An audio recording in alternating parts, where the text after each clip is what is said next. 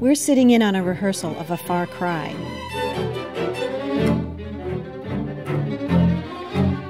These talented and ambitious young musicians came together 4 years ago to form a group that they were determined would be an integral part of the community where they lived, the Jamaica Plain neighborhood of Boston, or JP, as it is usually referred to locally. Their rehearsal space is in a storefront on the busy main drag. The 39 bus stops right out front. All decisions are made collectively, and leadership rotates among the players for different pieces. We wanted to see how this worked and get a sense of what goes into preparing a piece for performance. For their upcoming concert, they're performing a piece by Gabriela Lina Frank, a young American composer whose heritage is a mixture of Lithuanian, Jewish, Chinese, and Peruvian.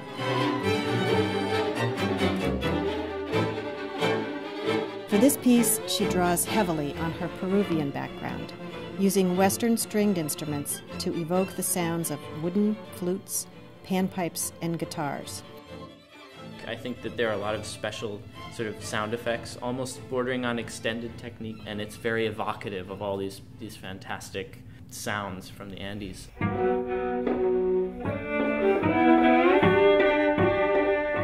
It really brings out the best qualities of our group, in a sense that, that everyone's a soloist and everyone's a chamber musician.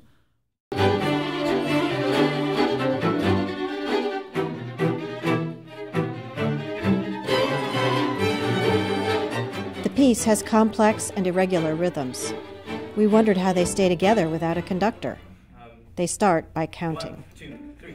1, 2, 3. 1, 2, 3. 1, 2, 3. 1, 2, 3. 4, 5. Do it one more time, and really, this time, focus not so much on the counting, but on the dynamics, because I want to feel when the sections rise, If we can give those the same enunciation, 2, 3, 4, 5, 6, if they have that character. Can we just add one more thing? Is if you have accents over your phrase, count them along with how you would phrase the accents. We're gonna count with dynamics. Okay, count your dynamics. As the primary thing. So dynamics, accents, and energy. 1, 2, 3.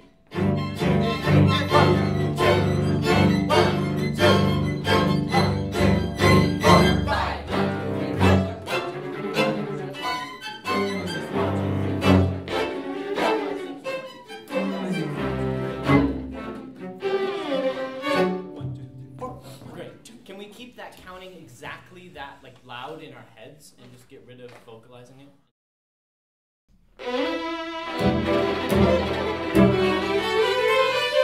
The final movement of the piece is what composer Gabriela Frank calls a flirtatious love song, sung by gallant men known as romanceros.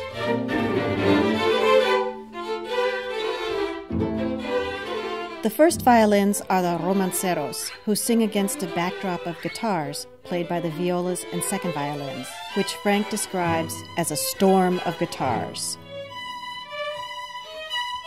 The storm of guitars moment is, we sort of, in our minds, we pictured a big chorus of guitars maybe playing on these big, huge things, creating lots of sound. And there's a lot of ways we could do it, but the elements that we combine are a glissando with the left hand and